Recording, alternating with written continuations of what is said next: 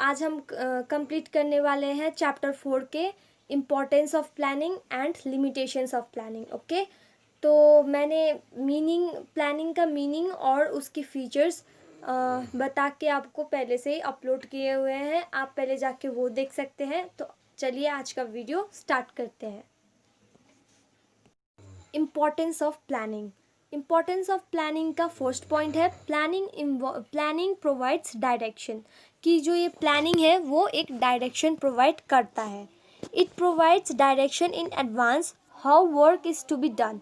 ये direction provide किस चीज़ का करता है कि काम कैसे एडवांस में कैसे काम कंप्लीट होगा। Okay, planning provides direction for action, जो भी फाइनल ऑब्जेक्टिव्स है कंप्लीट करने के वो कैसे अचीव होंगे ये बताएगा प्लानिंग। ओके, और दूसरा है it ensures that goals should be clearly fixed. तो इसके लिए हमारा क्या होना पड़ेगा, एक जो पर्टिकुलर गोल है वो क्लियरली फिक्स्ड होना पड़ेगा। तो हमारा सेकंड पॉइंट है planning reduces the risk of uncertainty.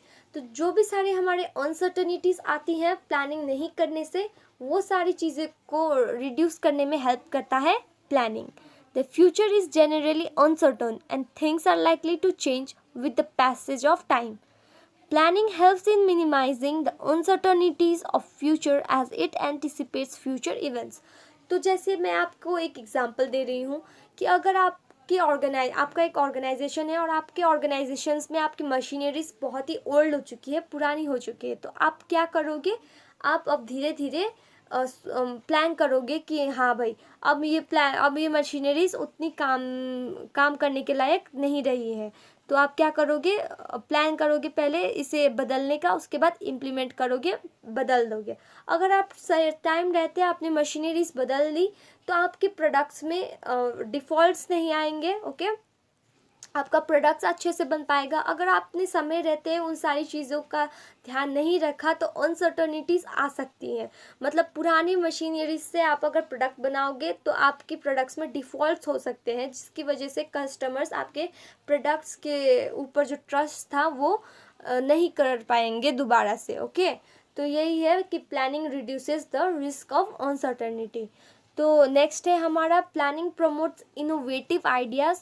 Planning is basically the deciding functions of management. ये भी जो भी फंक्शंस ऑफ मैनेजमेंट है ये डिसाइड करता है planning. Many new ideas come to the mind of a manager when he is planning. तो बहुत सारी नई चीज़ें, नई तरीके वो मैनेजर्स के दिमाग में आती रहती है प्लानिंग करते टाइम। कोई भी अगर नया प्रोजेक्ट है असाइन किया हुआ तो मैनेजर उसमें बहुत सारा अपना दिमाग लगा के अपना अच्छे से इनोवेटिव वर्क शो करता है। ओके, उसके बाद है 10 है। ओके, प्लीज़ ठीक कर लीजिएगा अपने नोट्स में।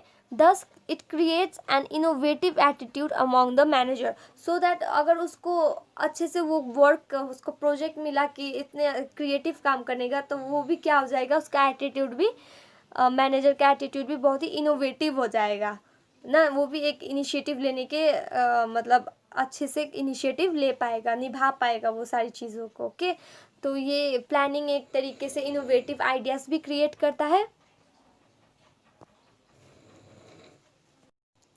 तो नेक्स्ट पॉइंट है हमारा planning reduces overlapping of wasteful activities. Planning helps to promote coordinated effort on account of predetermined goals.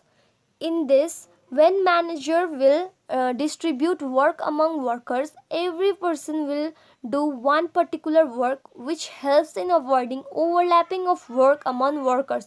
तो इसका मतलब है कि ये जो भी प्लानिंग है ना वो ओवरलैपिंग ऑफ वर्क होने नहीं देगा। ओवरलैपिंग ऑफ वर्क का मतलब है कि एक वर्कर जो काम कर रहा है दूसरा भी वही काम कर रहा है, उसे हम कहते हैं ओवरलैपिंग। अगर दोनों एक ही काम करेंगे तो क्या होगा, एक ही जैसे काम करेंगे तो ओवरलैपिंग ऑफ वर्क हो जाएगा, तो कोई काम पूरा होगा कोई काम पूरा नहीं होगा।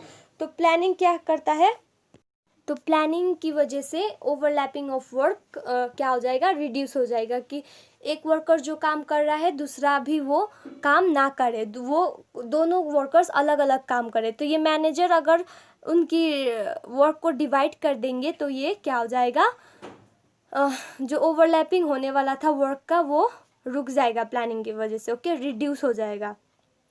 तो इसी का मतलब था planning reduces overlapping and wasteful activities. So हमारा नेक्स्ट पॉइंट है planning facilitates decision making. So हमारा नेक्स्ट पॉइंट है प्लानिंग फैसिलिटेट्स डिसीजन मेकिंग। तो हमने ये डिसीजन मेकिंग नेक्स्ट वाले वीडियो में भी किया है, सेम सिमिलर है दोनों पॉइंट्स, आप समझ लीजिए। पहले तो आप जाके वो देखिए, फिर आके ये देखिएगा। Planning helps in making choice as it involves finding the various way of doing work. So here manager needs to find the very suitable way of doing work। तो हमने पिछले भी वीडियो में देखा कि डिसीजन मेकिंग क्या होता है प्लानिंग में। तो डिसीजन मेकिंग होता है कि कौन सा वे ऑफ डूइंग वर्क मैनेजर अपनाए जो कि सूटेबल हो उसकी ऑर्गेनाइजेशन के लिए, उसके वे ऑफ डूइंग वर्क के लिए। वो जो भी काम कर रहा है उसके काम के लिए वो वाला वे सूटेबल हो।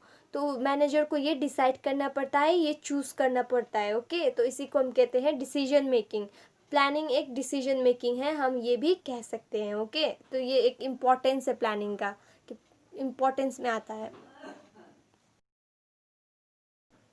नेक्स्ट है हमारा planning establishes standards for controlling. It is the comparison between actual performance and plan performance. तो ये जो प्लानिंग है वो एक्चुअल परफॉर्मेंस और प्लान परफॉर्मेंस को कंपेयर करता है। तो मैं आपको एक एग्जांपल से समझाती हूँ इसे, कि आप अगर पढ़ाई कर रहे हो अभी अपने क्लास 12 के लिए, तो आपने एक टारगेट गोल सेट कर रखा है अपना 95%। सपोज आपने अगर 95% सोच रखा है कि मेरा 95% आना है और मुझे उसी हिसाब से प्लान करके पढ़ना है, ओके। और आपका आ गया सपोज 80%। तो आपका जो 95% था वो आपका क्या था, प्लान परफॉर्मेंस था और जो एक्चुअल परफॉर्मेंस है आपका जो वो है 80%। तो ये एक कंपैरिजन भी है planning, okay. It says that unplanned actions can not be control. सही बात है, हम एक प्लान्ड एक्शंस को कंट्रोल कर सकते हैं, पर अनप्लान्ड एक्शंस को कैसे कंट्रोल करेंगे ना। आपने अगर पढ़ाई ही नहीं की है तो आप कैसे फोरकास्ट कर सकते हो कि आप 95% लेके आओगे। तो it says that's only, okay.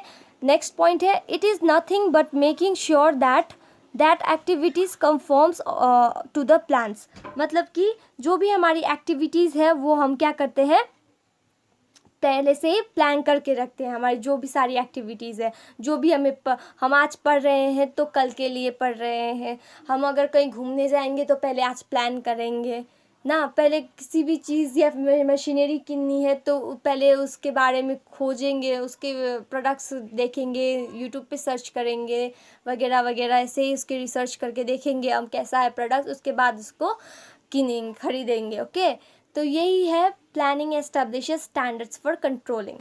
I hope मेरा वीडियो आपको पसंद आया होगा और मैंने जो भी सारी चीज़ें आपको समझाई, जो भी सारे पॉइंट्स आपको पढ़ाए वो सारे क्लियर हो गए होंगे। अगर नहीं हुए हैं तो please comment in the comment sections, I will going to solve your queries. Thanks for watching.